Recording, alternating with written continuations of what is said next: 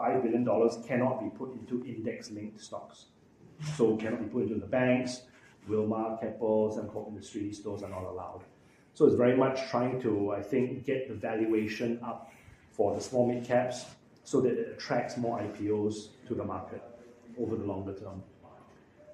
So like I said, yeah, these are the stocks that we like. Some of these stocks have really performed very well over the past 3 to 6 months. So I think maybe there was this expectation that this value up strategy is going to take place, and I think in anticipation of that, some people in the market have really been buying some of these stocks.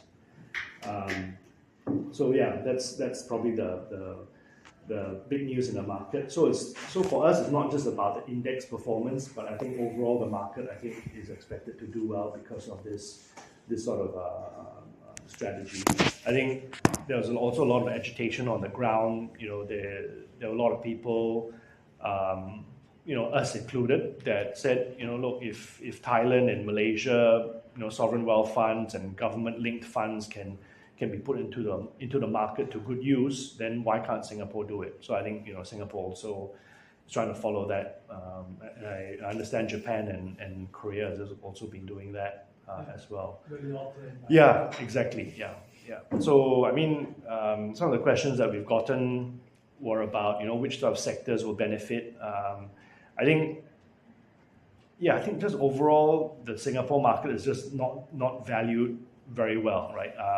If you look at some of the companies that have been taken out, actually, bought out by foreigners, a good example in my sector is Dynamac. It manufactures topsides, so they do a small part of what Seatrium does, and Hanwha Ocean, which trades at 23 times PE, bought that company at 6.5 times PE.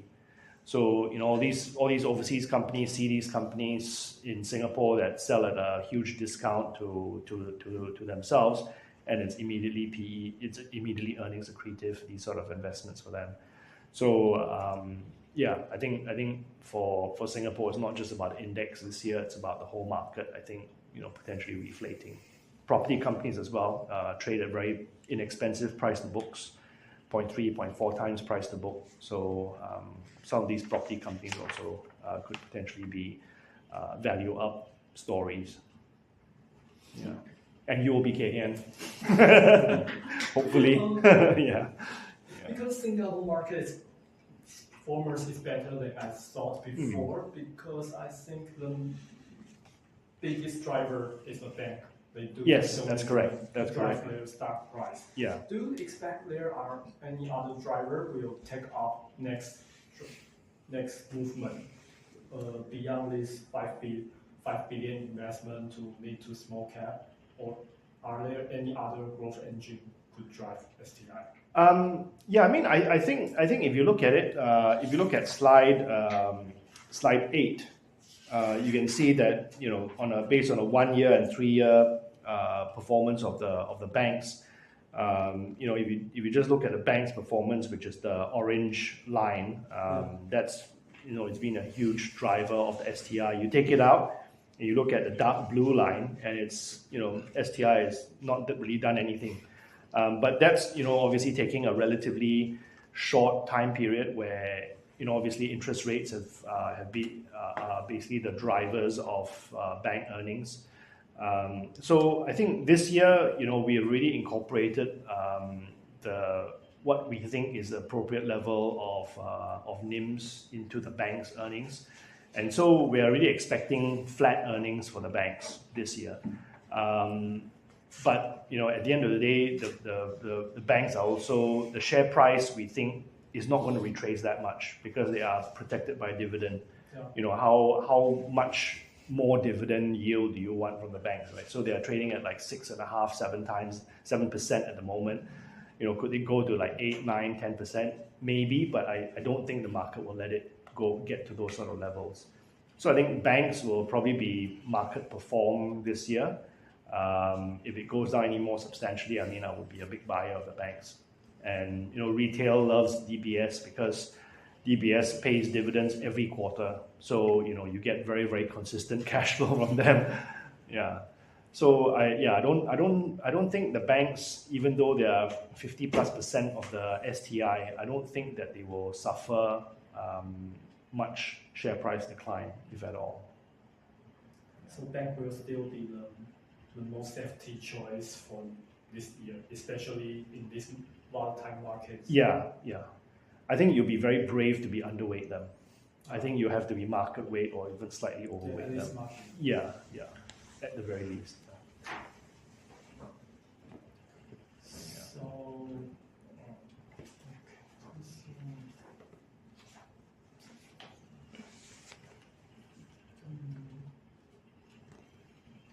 I just covered ASEAN for 1 year, so yes. I'm not really familiar. So when that comes to Singapore, bank always be my choice. Yes. So are there any other story you feel it is interesting? Will be a long-term growth story? Okay. I think probably the construction sector is an interesting one, but they're not large cap. They're definitely mid cap stocks. They're not index stocks either. So some of these companies, the share prices have really done quite well, and it's been driven very much by domestic construction, the domestic construction story. For infrastructure or real estate? Both actually. So real estate, if you look at the number of new project launches this year compared to last year, there's going to be more in 2025 compared to 2024. And even then, 2024 is an increase over 2023. So new project launches have been one, but also if you look at the public infrastructure spending, that's grown. The Singapore government is in the process of building out, at least 3 or 4 more underground lines as well. So, for Joe and I who drive in Singapore, it's like a nightmare, right? Potentially have to replace suspension all the time because it's so bumpy, because there's so much construction work going on. Also, you've got the 2 big casinos that are undergoing capex spending at the moment as part of the regulatory requirements. Every 10 years, they have to spend on capex to make it nicer and better and bigger or whatever. So both MBS and RWS are both spending money to make their things more nice and shiny. And also, so it's about residential projects, it's about infrastructure. There's also Singapore's long-term plan to build this thing called Long Island on the eastern side of Singapore towards Changi Airport to try to keep any sort of rising sea levels at bay. It's a project that they call Long Island. It's going to have an MRT line. It's going to have residential there. But basically, at the end of the day, also they need to reclaim land as well. So the Singapore's Building and Construction Authority expects construction spending over the next 5 years to be at least 20% more than the previous 10 years. Yeah. So construction sector is one. And there are quite a few plays in there. Like I said, mid-cap stocks. I can send names to you if you like. And like I said earlier, the other one is obviously property as well, because a lot of these companies are all trading at 0.3 to 0.4 times price to book. A lot of them are owned by families or major shareholders, and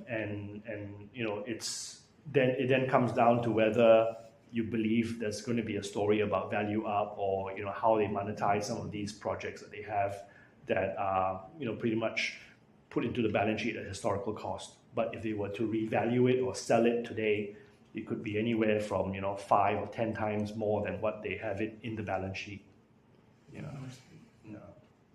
So property stocks, their market cap is over $600 million. Yes, most of them, yeah.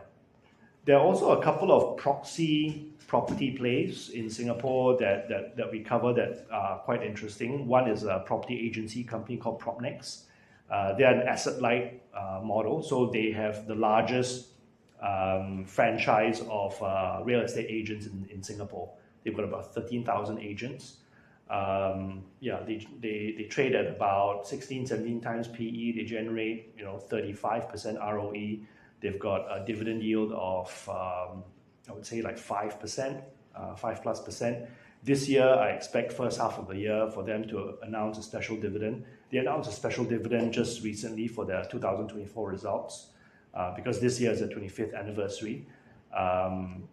It's a very steadily growing business. So if you look at new launches, like I said, 2025 is going to be better than 2024. So already 25+% of their earnings is going to see earnings growth.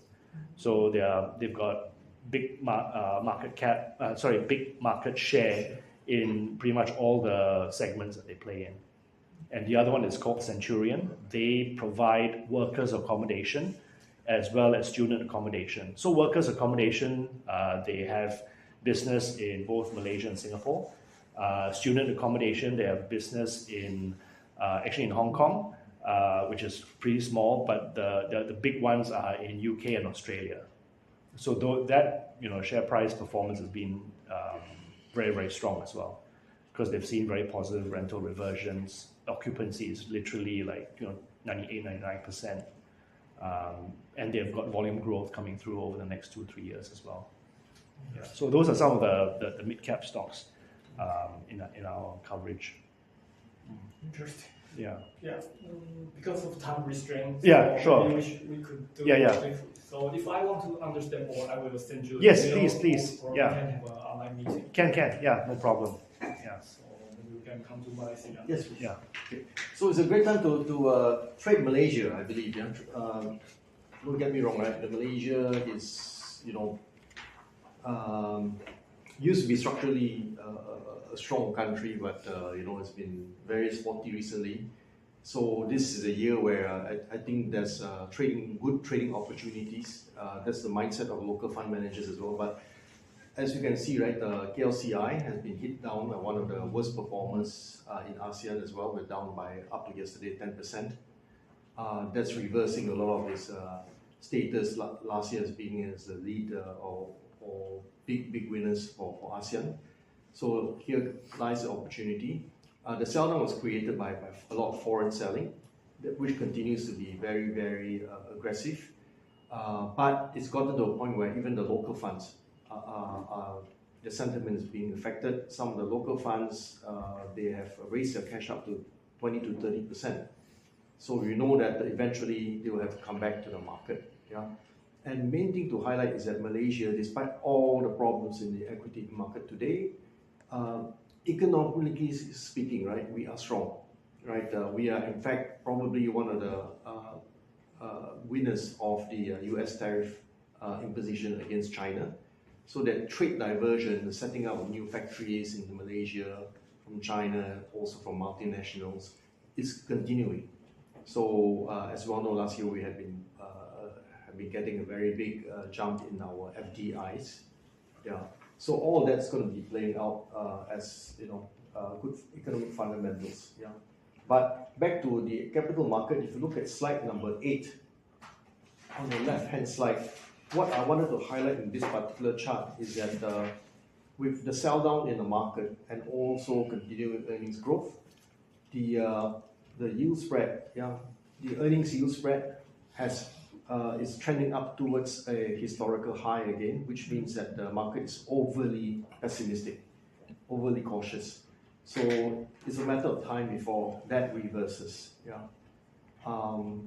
And the triggers for that to reverse, obviously we will need foreign investors to play ball, right? If you turn on to the next page, you can see on page 9 that foreigners have been fairly aggressive sellers in the market for the last 6 months in a row. I've never seen that, I've not seen it for a long time, and there's no reason, there's no structural, there's no systemic reason for them to do so, except for maybe it's a MAGA and EM kind of phenomenon. But for Malaysia, it seems to be quite aggressive, to the point where... Sorry to disrupt you. Yes. But however, foreign ownership is still stable, so the market declining speed is slow, is faster than they sell the shares. Can I say that? Because the ownership is stable. Yeah. Well, the ownership is it may not look like a big jump, right? But it does have the effect on the KLCI valuation, unfortunately, right? Yeah. So you are right. Let's say now we see a run rate of 2 to 3 billion ringgit net sales a a month. In theory, that can be easily absorbed, right? Because let's say if you look at just one organization, like our Employee Provident Fund alone, right? They get in about 4 to 5 billion net inflow ringgit every month. So in theory, about 20% of that goes towards Malaysian equities, right? So that's enough to absorb at least maybe up to half, 40-50% of the net outflow, and the rest of the other domestic organizations, funds are actually getting inflows as well. So, but it does have unfortunately that effect in the short term for foreign net sell. And as it is right now, I think foreign net sell is at easily a 15-year low, even though you may not see a big number change. But now, roughly speaking, it's maybe 18.5% by end of March. But having said that, right, 18.5% would probably indicate portfolio ownership, excluding strategic ownership, of maybe 6-7%. So I feel that there's not much more to go, right? Because not all 6-7% is going to just run out of the country, right? So when that subsides a little bit, I think the domestic funds are going to have better influence, and you'll see the market moving up again, provided we are right calling on this Trump put, which I think will be able to witness quite well by April. And basically, we're just, I think everybody's still thinking that Trump is going to be bluffing along a lot of way, right, for their all this import tariff. So if you have that combination of receding foreign net sales plus better, clearer picture on the external front, on the trade war, not only that, also with the hopefully the ceasefire on Russia-Ukraine, that's probably going to be the catalyst for Malaysia to move forward. Yeah. But apart from that, there's also other catalysts to consider. So if you move on to slide 11 and 12, right, just to give you a sense of the some of the key events. 11, of course, is just the key message on slide 11 is to highlight that, of course, some sectors are affected by Trump tariff, but we have some big winners as well, such as glove manufacturers, which we recently upgraded to overweight because the share price has come down a lot. But other events to look forward to would be on the data center developments. That continues to be strong based on all our channel checks. The tender process, the ongoing demand is still there, unabated despite all this confusion created by the US diffusion rule. Apart from that, on the mega infra, we have the small project, but Penang light rail transit. That construction is going to probably be kicking off sometime mid-year, and that's going to raise the demand for cement, for example, and it'll create more jobs for the likes of Garuda. Apart from that, you may be interested to know that the China's President Xi Jinping is going to be visiting Malaysia sometime end of April. And it's actually a delayed visit because last year was China's 50th anniversary of the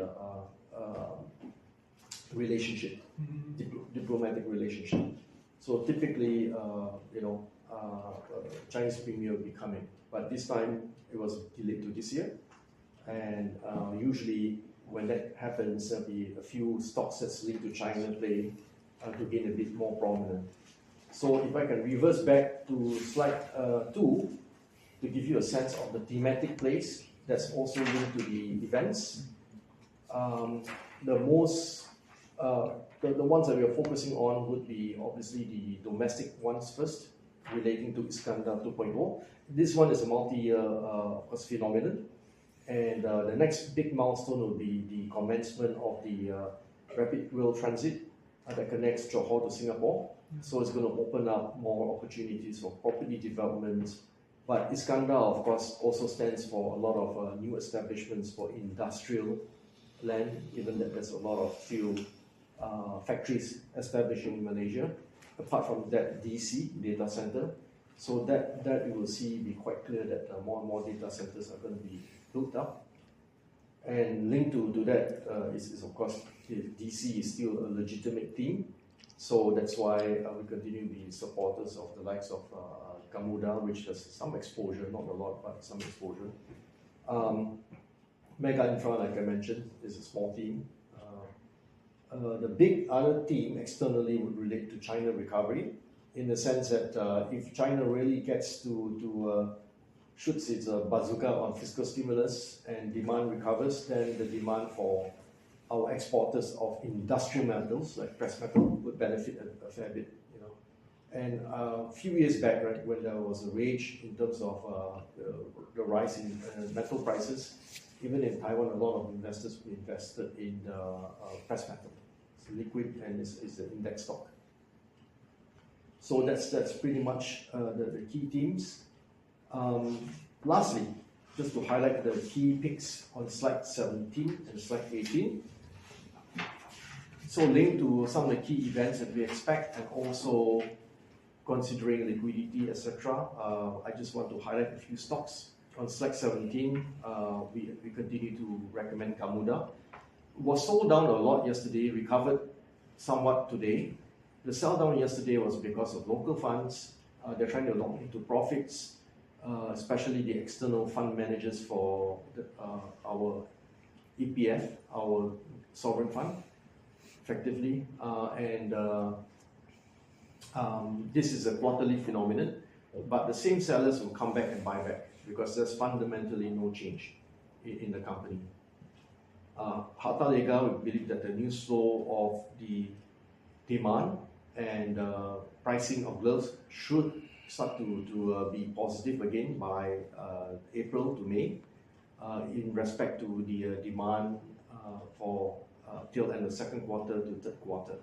So I think the share price, after dropping by 50% from the peak, should recover. Precious metal is the other stock to highlight. Then on to the next page, the other company to highlight on slide 18 will be Yinsen. That's the FPSO play on oil and gas. It's one of the 3 companies we brought to Taipei. Yeah. So yeah, it's a very, very well-run company. It's a global standard. And I think the events that's going to be unfolding should be supportive of the share price. Surprisingly, right, no one expected the share price to tank by 30% after they announced the new strategic shareholder. But the good thing is this month, the EGM is going to take place on approval. Obviously, 1 or 2 weeks later, they will get their money, $1 billion US, and they will use some of that for share buybacks, and they will use that to support a 30% growth in annual dividends for the next few years. At the same time, the earnings is going to turn up by around mid-year when their new FPSO. It takes 4 years to construct an FPSO, as well know. So the contributions is going to come through. That's why I'm confused about Yinsen's share price, because every news seems positive for their fundamental. However, I didn't see any investor, I didn't see their share price have positive reaction. Yeah, because, okay, some of the local funds that I know were aggressive sellers because their reasoning is, oh, why are you paying like 13% to these new strategic shareholders as interest? So they told them their IRR is 20%, even higher. Yeah, correct. Yeah. So they're thinking that these are some of the funds. Their thinking is, I think their thinking is wrong. I agree with you, but they're thinking, just to explain why they sold, they feel interest rates are high, and secondly, because they also offer free warrants for the listing of the FPSO division. So they feel like, hey, I'm a current shareholder. This new guy comes in, gets such a high yield. At the same time, he gets preferential and good pricing for the FPSO listing. And basically, the new guy gets a stake in the future projects of the FPSO as well, which is, again, without their money, there's no new projects anyway. Okay, understand. Yeah. Apart from that, as I mentioned, the other 2 companies in our conference, NationGate and ITMX, they promise very, very interesting growth prospects for the year. I like ITMX. I think their story is really interesting. Very solid. And they have their advantage because they have no competitors who take their business. Correct. I like that. They can only get bigger for now. So that's a story for Malaysia. A little question about Harta Lega, because I also visited Riverstone last 2 days, and they mentioned that non-US market, the competitive is really really competitively. So I'm curious how Hataliga could grow their business. Yeah. Okay, so he is right, because if you look at pre-pandemic, right, the main market for nitrile gloves is still US, right? That's what 60% of global demand. Okay, so at that point in time, if you look at global suppliers, China was only about 10% market share. But after pandemic, the China ramp up so high, their market share rose to about 30+%. But what has happened, of course, is the US tariff against China now is rising, right? Now it's gone up to what, 60-70%. It's going to rise to a new level again next year. So what disappointed the market now is that the market was expecting glove demand to actually surge, right? But because of all the pre-tariff purchases made by US buyers, then we found out that first quarter is not strong for Hataliga, and Hataliga on top of that also highlighted that they are not sure when the recovery is going to take place. But based on our calculations, by around April, May, the stocks will deplete for American buyers, and they will have to come back to the market again to buy. And when that happens, it would have to be at a higher price, because the Chinese boys are being knocked out from the equation. So we feel like by March or April, we would hear from the people at Hataliga, Top Glove, that prices will be going up for the next shipment in maybe May or June. So that's why we operate on news flow, right? And share price should be going up by then. Understand. So it's more like a trading opportunity, but Yes. not a long-term structure growth, right? Yeah, because to be honest, I feel like glove Already mature. is fairly mature, and I would never fully discount the Chinese manufacturers. They will still find a way, and there will be more tougher competitors in Europe where the tariffs there's no major import tariff designed against them relative to Malaysian exporters. So the recovery would be, I think, after this 1 or 2 years would not be great. Yeah. But there's buying opportunity right now. So we foresee like 20-30% upside. Why not in the short within a year? Okay, for Thailand, okay, before we go through the overall and topic and sector weighting, I would like to start with why Thailand look so poor. Okay, based on my opinion, I think maybe due to 4 to 5 reasons. First is Thailand market earning is depend on large cap, such as energy sector. In the past, is dominate maybe 30-40% of total earning. So if you see set index and crude oil price, it's quite go in the same direction. And second is despite we have a last domestic consumption in Thailand, but we quite fragile to external factor, such as if you look into the exporting sector, export account for 70% of Thai GDP. It's just the size of export. So it means that if you see that it's if a risk from trade tariff or other factor, it might impact to Thai economy. One thing that you will see and is starting to impact is the manufacturing sector. As Thailand has a major base of automotive industry, especially for internal combustion engine. We see some impact from rising of EV car. As you will see that Thailand produce export less car than last year. This is not a good sign. And the third is I think Thai stock Thai set index was distorted from some large cap such as Delta. To illustrate about how it's overpriced, you will see that Delta has earning maybe just half of Delta Taiwan, but market cap was traded at the peak. I think maybe 2 times of Delta Taiwan market cap, so it's quite overpriced. But how I think it is due to the scarcity premium, as in Thailand it has just only traditional business. There is no any technology sector. So Delta Taiwan, who produce power supply for their data center is quite maybe just a rare opportunity. So it's overcrowded trade.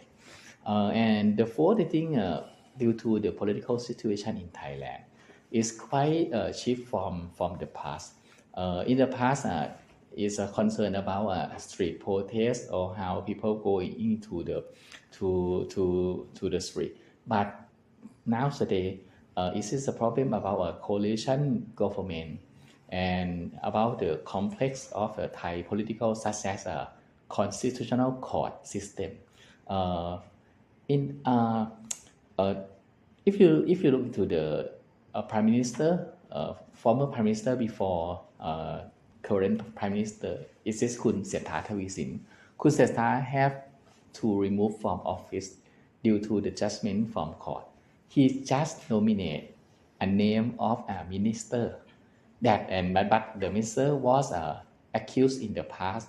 They have some related to a bribery, but okay, it should be a fault of a person. But you as minister, when you nominate the constitutional court, just that, okay, it is your duty. You have to know who is good, who is bad. When you nominate bad guy, it means that you have ethical problem. So remove him from office. I think this is nonsense, and it's not easy to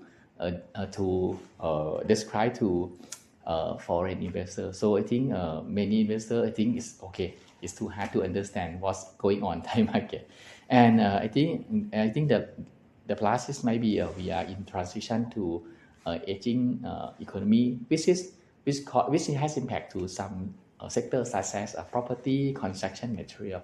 And when compare Thai market to other growing economies such as Vietnam or Indonesia, I think this is why Thai investor, also foreign investor, start to look at opportunity abroad.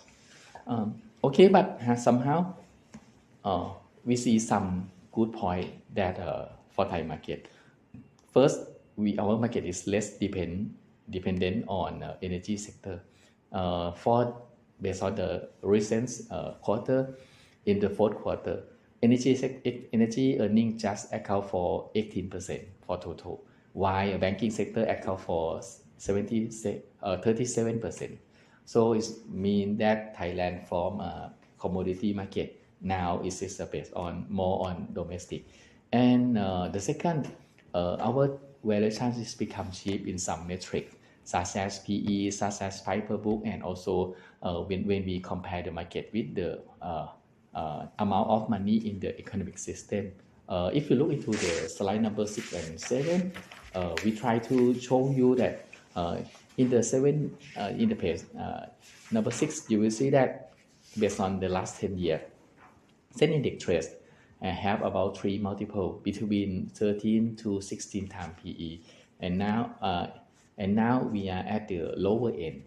And in the page number 7, you will see that if we see it compared to the M2 money supply, you will see that based on the past 20 years, Sen Index trade around half of money supply to about 80% of money supply, and it could reach to 90% in the era of QE, US QE. So now it's a normalization, and now we are reaching near 53%. You will see that in the past 20 years, from the four bottom that market made, it is about 53 to 54, equal to 1,120 points, which means okay, we may see further downside about just 5%. So we believe that now Sen Index in the territory that valuation look compelling. Okay. Yes. Because you just mentioned about that Thai is transit to a more domestic drive stock market. So I have a question for whole ASEAN country, for whole ASEAN region, because I noticed that like CPF, Thai food, Farm Fresh in Malaysia, and JPFA in Indonesia. This kind of stock related to livestock or pork or chicken, their performance is quite well for these 2 years. So I'm not sure whether this kind of investment is attractive to investor. Do you have any idea why this kind of stock? Yeah, I'm curious. Like CPL, JPFA, yeah, this kind. Okay, I think it is quite a cyclical stock, but now I think the cycle may be extend due to some reason. First, in the past, you will see that meat producer there has some contribution from a small player around the world, but due to ASF around the world, due to bird flu around the world, small player die. And they have to consolidate. Only who have a closed system farm survive. Therefore, I think the industry has some major consolidate for the past 5 years. Therefore, this time I think the situation is quite different from the past. And the second, I think the sector was had hit from rising of feed price. Since the invade of the Russia into Ukraine and made everything skyrocket, but now feed price become normal. Therefore, I think this time we see that in terms of the cost of production is become lower. And third, I think if you look into the Thai meat producer.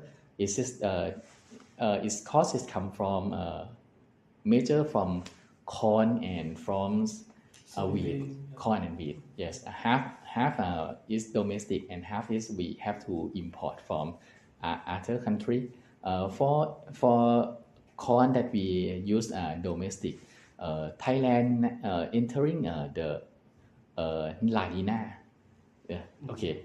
It's turned from El Nino, which is the drought, to La Nina, which is more humidity. So if you look back into the past 20 years, I think we have a chart in the page number 14 to 15.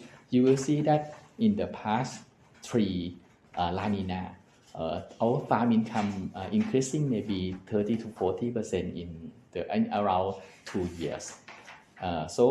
It means that the agricultural production will increasing and the corn price will stable or lower, which is good for a meat producer. So I think this time the cycle would be extend, and in Thai I think they have some agreement that the pork producer or swine producer agree to reduce breeding pork.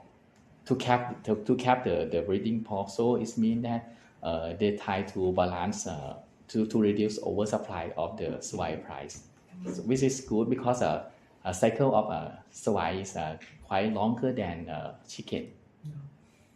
Yeah, so if I can, just to elaborate on Farm Fresh, right? Farm Fresh is not seen as a commodity company, right? They're seen as more a consumer company, right? For milk distribution and all that. So the local funds who love this kind of companies is seen as a stable company, although it's not completely true, right? Because their margins 1-2 years back were affected by rising milk solid costs, which is now again rising.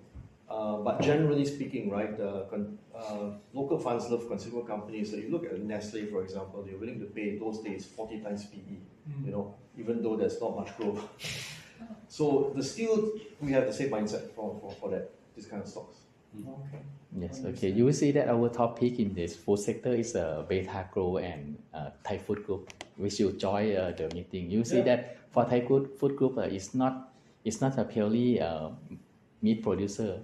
They also have a retail shop, and retail shop now increasing from just 8% of total revenue to 1/3 of, and continue rising. So it's could be considered as a consumer company. Okay. So what should we focus? I think look back into the page 2. You will see that we overweight the sector that has in the page number 4. you see that we always the sector that are based on domestic and also have some defensive stance. And for domestic, but maybe a cyclical, we put market weight, and we underweight the sector that depend on the external play or have some impact from demographic challenge. Understand.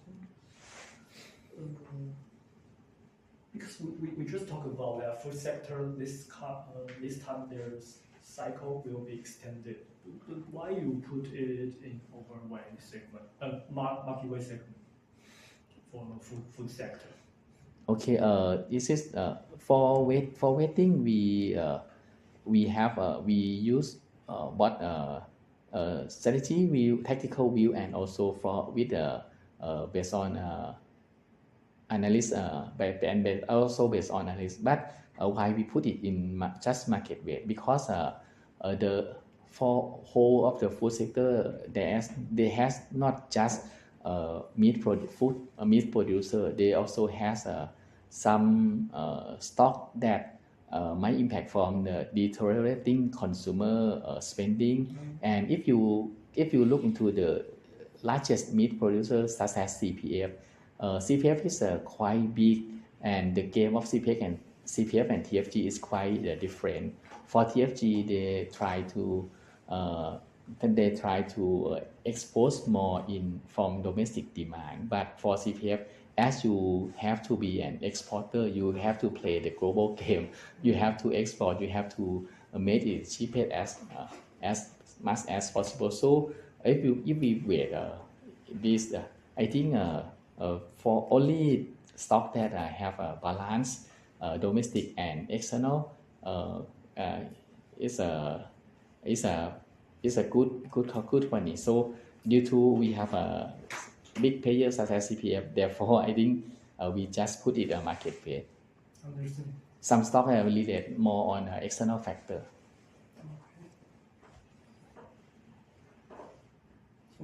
Okay. We can come to Indonesia. Indonesia Bank. So for Indonesia, focus on Indonesian banks, of course, strong earnings growth in the last 3 years. So we expect that Indonesian banks' growth story will be muted for this year. And most of the banks actually guided for mid to single digit loan growth. Only Bank Mandiri that guided around 10 to 12% loan growth this year. Participate meeting yesterday. Liquidity will remain tight because the government spending slowing down, and typically in the first half of the year, the government spending weaker compared to the second half, and we expect that it will be picking up in the second half of this year. But for this year, there's a special case because we have new government, and typically it will be worse compared to the previous year because they try to consolidating the power and strengthening the executive, their executive organization. And so that's why if you look at the January data, the government spending declined year on year. And there's also another issue regards to the tax revenue. So the government early this year introduced core tax. It is the new government, the new tax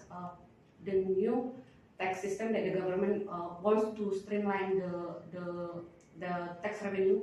They expect it could improve the tax revenue, because if you look at our budget, actually the contribution of tax revenue to GDP is only 11%. Meanwhile, in the next 5 years, they have so many mega projects that require a lot of funding. That's why they try to push the implementation early this year. But actually, the implementation is very challenging, and that's why there is digital glitch, and the report. So that's why the revenue from tax declined around 50%. So so that's why early this year we had the news that the government tried to allocate the budget, and their allocation, of course, will lead to kind of slowing down on the domestic economy in short term, mostly in the first half of this year. So that's the main issue on the government spending. Move on to the BI spend. This is kind of tricky because the main mandate of the BI is on the stabilized rupiah. But if we look at the domestic economy, we need kind of stimulus because the government spending is slowing down. We expect that maybe BI could be more have monetary policy supporting the domestic economy. But we see a kind of pressure on the rupiah side from the global perspective. U.S. Treasury remain high, and also we BI also most of the BI policy this year is to stabilize rupiah, which is also impacted the liquidity on the system, like SRBI issuance, which is absorbing the liquidity. But in certain point, I believe that there is possibility maybe that BI will choose growth over the rupiah stability. So that could be there is a possibility of rate cut this year, and also possibility that BI reduce its the outstanding of the SRBI, which will improve the liquidity of the banks. But maybe it will be more cases in the second half of this year. For the short term, I guess it will be dividend story.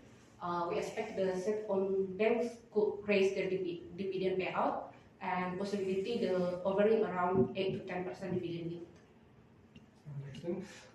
Actually, I'm curious about the Indonesia bank share price reaction because I thought their fundamental is still solid. Maybe not growth as power as before. However, their loan growth is still 8 to 10% at least. But their share price just slumped. So do you have any other reason about that?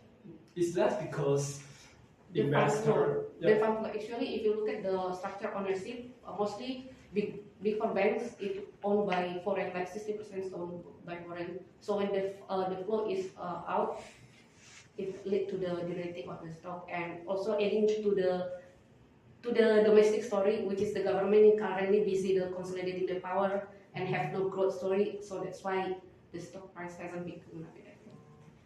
Do you have any data about how much overweighting about the Indonesia bank before and now? Later on, I will say. Actually, we our custodian provided the data, the foreign ownership. Yeah. So the level of the holding is back to market weight now, or still overweight? I think they have been starting to underweight last year. Still, they have reduced their positioning still. Already underweight. Yeah, because I'm so surprised that Indonesia banking performs so terrible. Yeah. Okay, so I think I have no other question. Yeah. All right, thank you. Thank you so Thank much. you. Sachi. Thank you. Anyway, you're very close to everyone in this call. Yeah.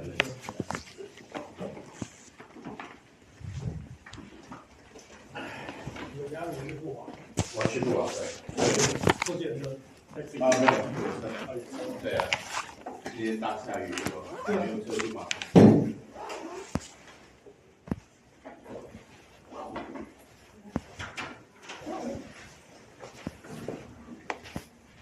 Thank you. See you.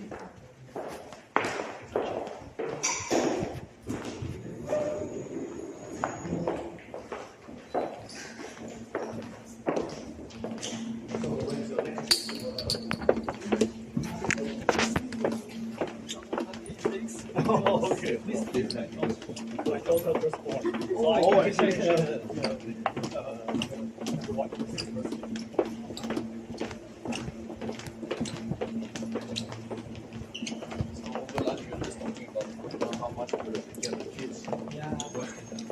you need to spend more time and more money. Yes, especially money. But kids. Yeah, kids. Because Vince was asking Archie when is his next trip to Southeast Asia. He said next year because he just had a kid. This year is a proud father. Yeah. My client loves to go after having kids because that's the only time he can get See you. Thank you.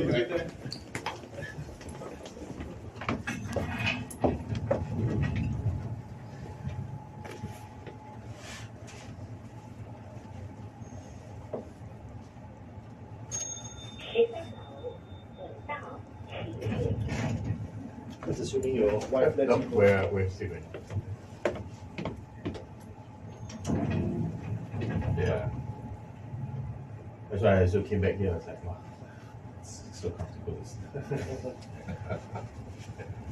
Was I'll be the chauffeur, 6 a.m. 7 a.m. Yeah. Check.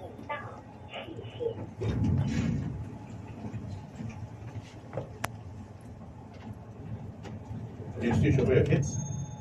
Yes. You still do it? Oh. But they're almost of age already, right? Not the younger one. Yeah. I mean weekends are usually. Coming soon.